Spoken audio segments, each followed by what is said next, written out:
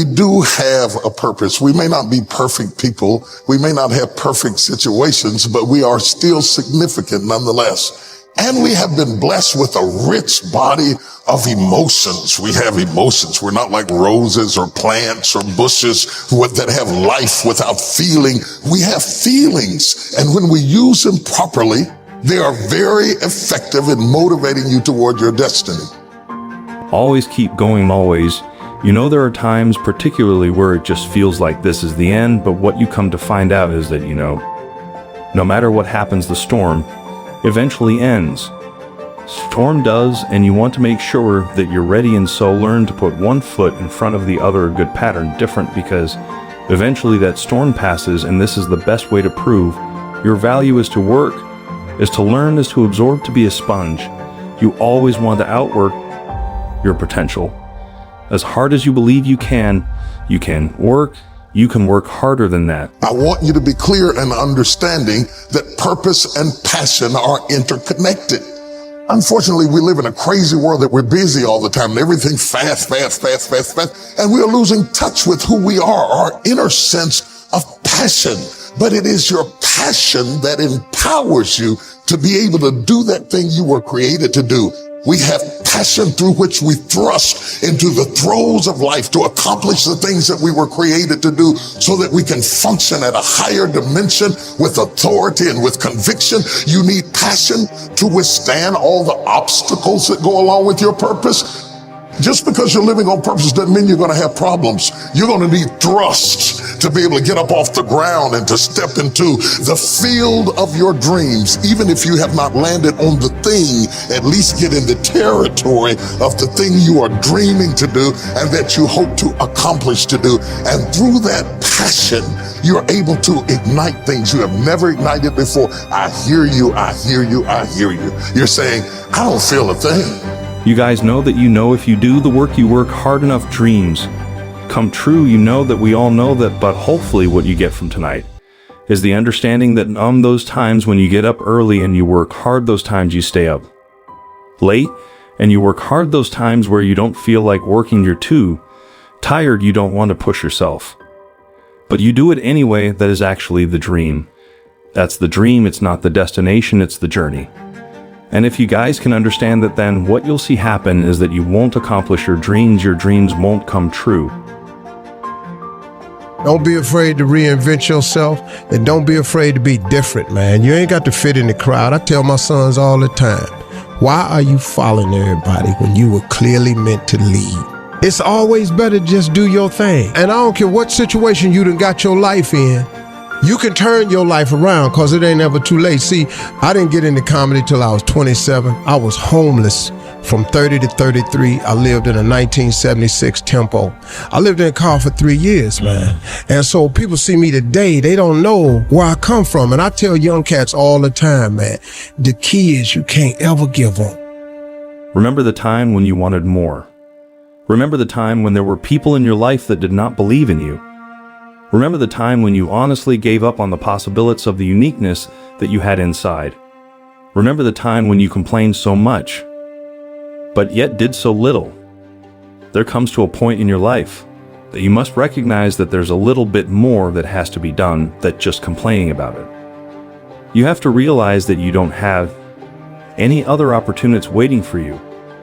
If you're not willing to work for the first opportunity that's been given to you, you don't have a lot of time left. So there is no reason to complain. You are not even in the position to complain. You have to figure out that there has to be another idea about you. And you have to understand that there has to be something even greater and more challenging waiting for you. And if you're not willing to step outside of your comfort zone, ignite passion again, you have to be exposed. Get out of the boat, Peter. Walk on the water. Go do something you've never done before. Get involved. Get connected. Because when you are exposed, you see that there are more options than your contemporary situation at any age. That's the good news about it. You don't have to be cute. You don't have to be pretty. You don't have to be a size 3. You don't have to be a blonde or brunette. You don't have to be 20 or 50. At any age, you can still ignite your purpose through finding your passion. That's good news. What then do we do with the lulls in life, the dark shadows in life? We all have them, the secret pains and burdens that we have in life. Are they in fact distractions from our purpose? Absolutely not. I have never seen anybody who did extraordinary feats that didn't have extraordinary issues.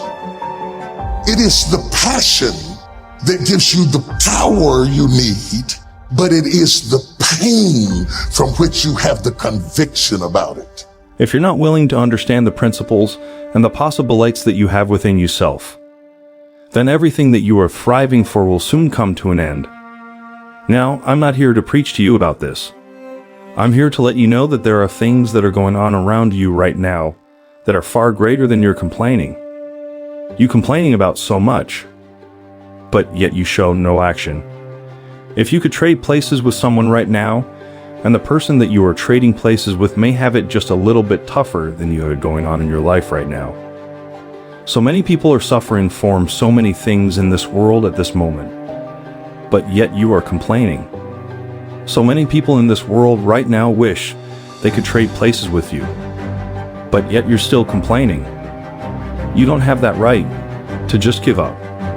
You don't have that right. I found that nothing in life is worthwhile unless you take risks. Nothing.